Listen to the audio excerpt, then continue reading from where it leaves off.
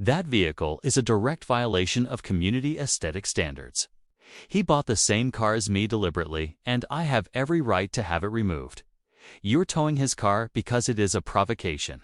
Which bylaw covers that? There is no bylaw. Ma'am, pull off the property.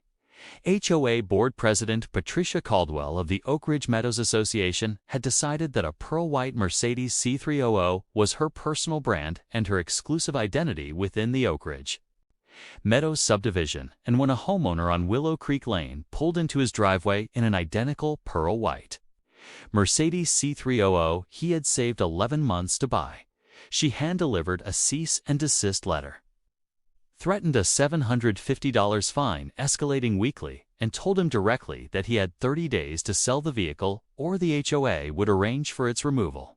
What she didn't know was that the homeowner had kept every text message, every note she had slipped under his door, and every voicemail she had left on his phone over the previous 3 weeks.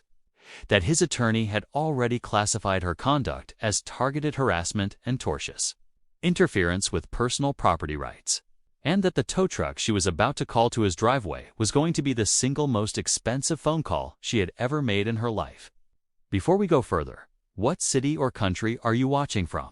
Drop it in the comments or represent with a flag. We love seeing where you're tuning in from. HOA conflicts. Julian Mercer, 38. Had lived at 5521 Willow Creek Lane inside the Oak Ridge Meadows subdivision of Oak Haven County, Texas since 2019. He was a senior accounts manager for a commercial real estate firm out of Dallas, a precise and methodical man who approached every major decision in his life the same way he approached his work, with research, patience, and a clear plan. The pearl white Mercedes C300 had been that plan for 11 months. He had test-driven for different vehicles, compared financing options across 3 dealerships, and finally closed the deal on a Tuesday afternoon in April. Driving it home through the Oak Ridge Meadows main entrance with the windows down and every payment accounted for, he pulled into his driveway at 5521, cut the engine, and sat there for a moment just looking at it. It had taken him the better part of a year to get to that moment, and he had earned every inch of it.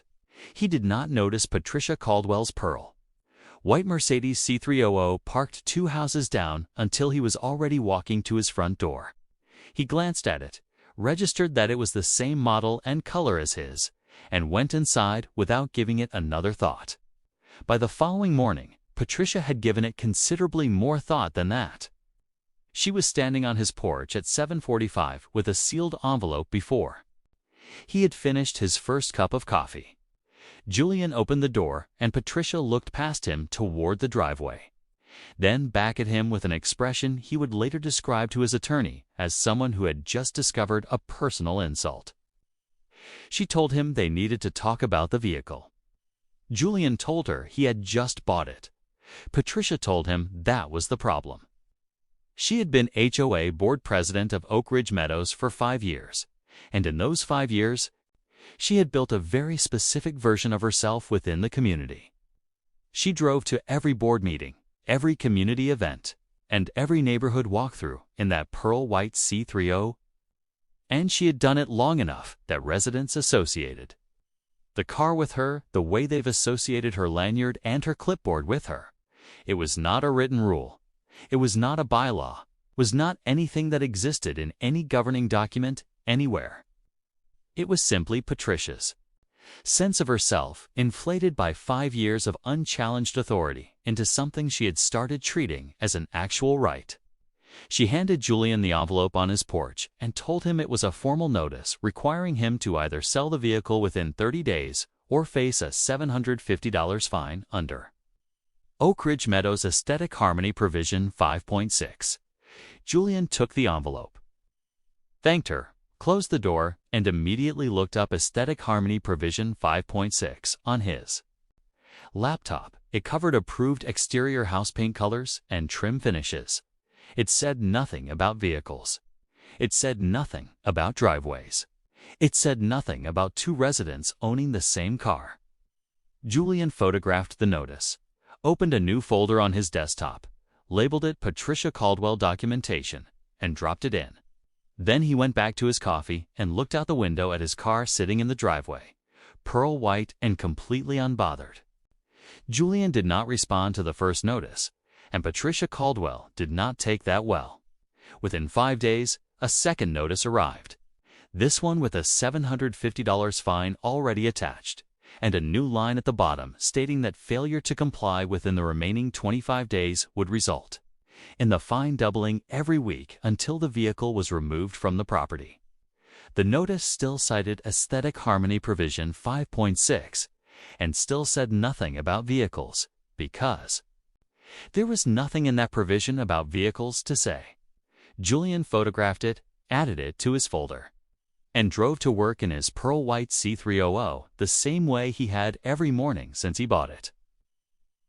What Patricia had completely misjudged about Julian Mercer was that his entire professional life was built on reading contracts, identifying where agreements were being honored and where they were being violated, and building airtight documentation trails that held up under scrutiny. He was not ignoring her out of arrogance. He was ignoring her because he understood that every notice she sent without a valid legal basis was another document that worked in his favor and against hers, and he was collecting them with the same patience he had used to save for the car in the first place.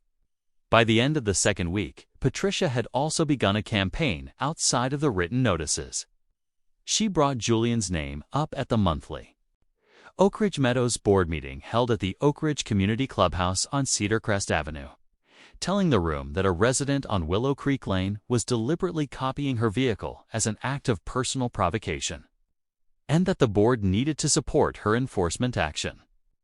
2 board members asked her which specific bylaw covered the situation. She told them the board had broad authority to protect community aesthetics. Neither board member pushed further, but both of them quietly reached out to Julian afterward to let him know what had been said. He added their accounts to his folder with dates and times. Patricia then shifted to personal contact.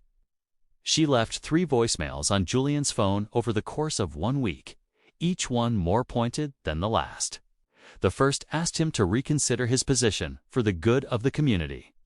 The second told him the fine had now escalated to $1,500 and that she had the full support of the HOA board. The third told him that if the vehicle was not gone within 7 days, she would be contacting a towing contractor to have it removed from the property. Julian saved all 3 voicemails, transcribed them word for word, and forwarded everything to Harrison Ward, a property rights and civil litigation attorney based out of McKinney, Texas, who had handled 6 HOA harassment cases in Oak Haven County in the previous 4 years and had not lost a single one. Harrison reviewed the full folder in one sitting. He told Julian that Patricia had not cited a single valid bylaw in any notice she had sent, that the voicemail threatening to tow a privately owned vehicle from private residential property without a court order was particularly useful, and that her conduct met the legal threshold for targeted harassment and tortious interference with personal property rights. He sent a formal legal notice to Patricia Caldwell and the Oak Ridge Meadows HOA board the following Monday, demanding the immediate withdrawal of all fines, a written confirmation that no towing action would be taken, and a formal apology from the board for facilitating the harassment campaign against Julian. Patricia received the letter on a Wednesday. By Friday, she had hired her own attorney using HOA reserve funds and told him to make it go away.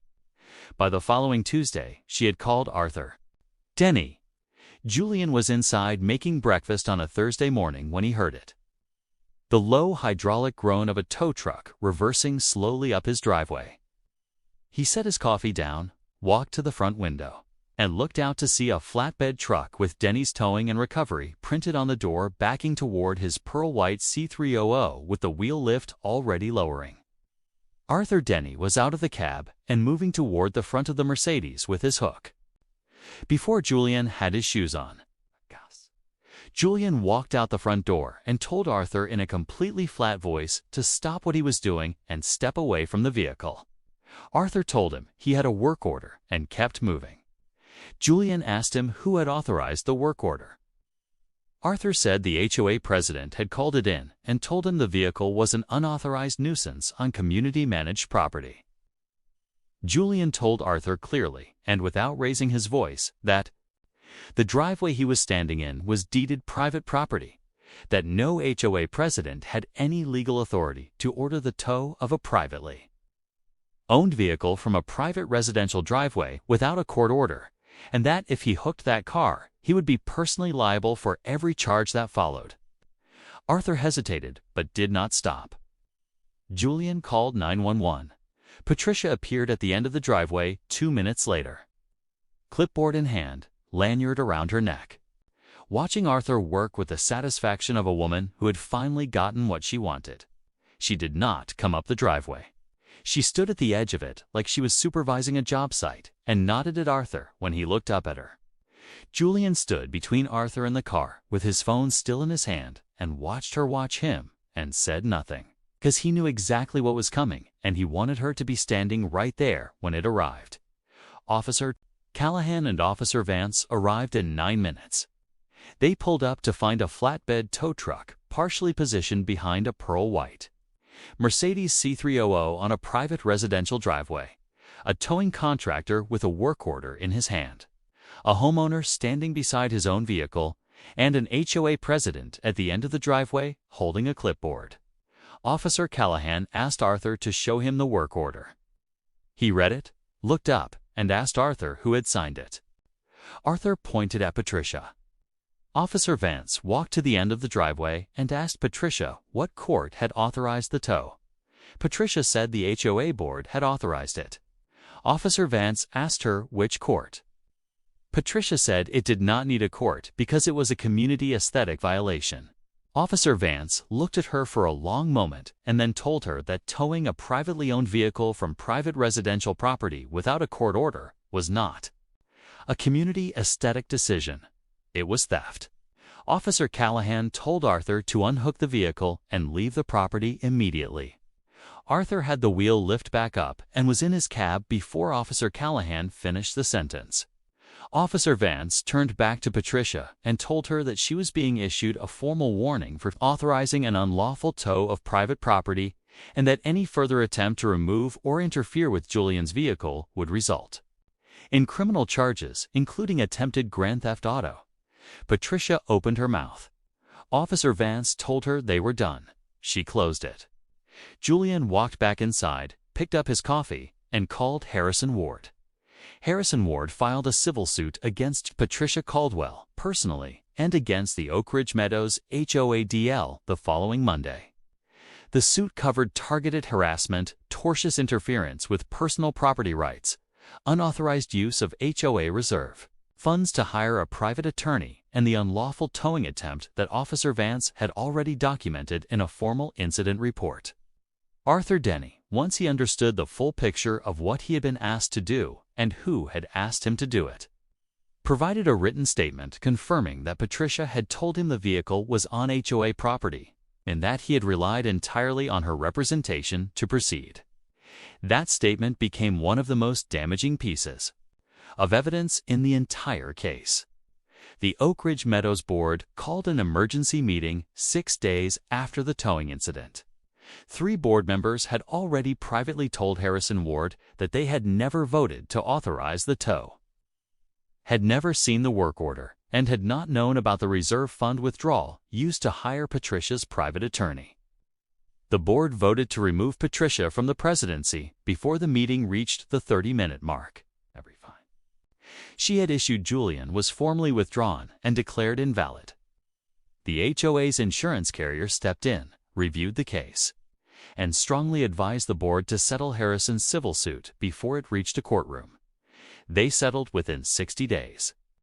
The terms required a full audit of all reserve fund expenditures during Patricia's presidency, a formal written apology to Julian Mercer, and a binding amendment to the governing documents explicitly prohibiting any enforcement action against a homeowner's privately owned vehicle on private residential property. The pearl white Mercedes C300 is still parked at 5521 Willow Creek Lane. It has not moved anywhere, did not choose to go. If this story hit different, share it with someone who needs to see it, and drop your flag in the comments.